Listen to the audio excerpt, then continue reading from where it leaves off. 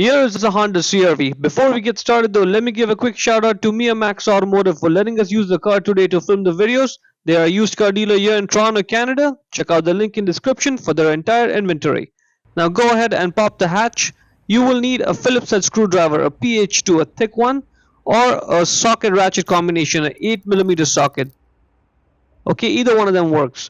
Because what we need to do, there are 3 screws. For this job, we only need to take off the 2 screws, the middle one and the bottom one. So get the screwdriver or the socket ratchet combination. If you're using the screwdriver, make sure you push it down and then twist it left. So that way you ensure you do not strip the screw. So push down and then twist left and loosen the bolt. Get both of them off, keep them somewhere safe. Now we need to get the light out. For that, push down at the bottom corner, right where I'm pushing. Right? So first push it out at an angle like that, right? And that's going to pop one clip. There's an alignment clip or pin inside there. Now just pull it out straight, like straight back, not at an angle, just pull it out straight back. It's gonna pop off, so don't be afraid. That's exactly how it's supposed to come out. And I'll show you what happens and like what it pops out right now though. There's a slider that slides on the green tab over there on the light, and there's a pin on the light that goes in the body there, alignment pin. Now if you want, you can avoid taking off these electrical connectors, but I'm just going to take them off so I can just work on this in peace. You don't have to. If you're going to, just press down the electrical connector right where I'm pressing and pull it out straight. Now that's the turn signal bulb over there at the bottom. The way to get it out is to get the bulb holder out of the light. So grab the bulb holder and then we just have to twist it left to loosen it. Okay, so grab it, twist it left, and that's it. Now it's loose. Now it should just come right out straight. Okay, so get it out.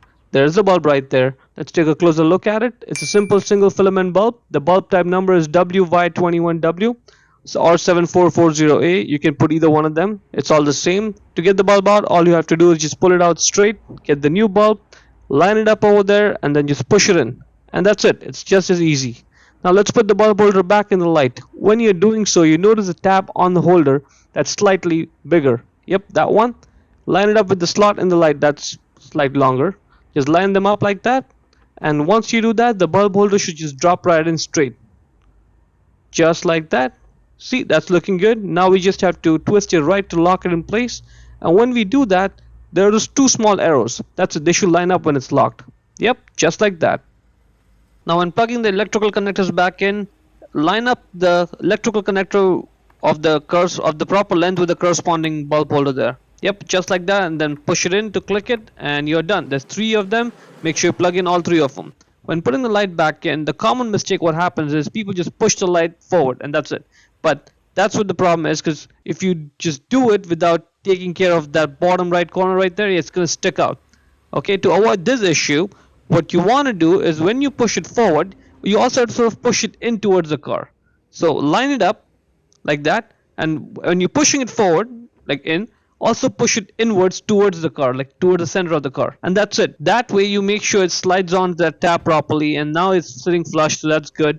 Now just push it forward one more time, and that's it. It's clipped in place, and now you're ready to put those screws back on.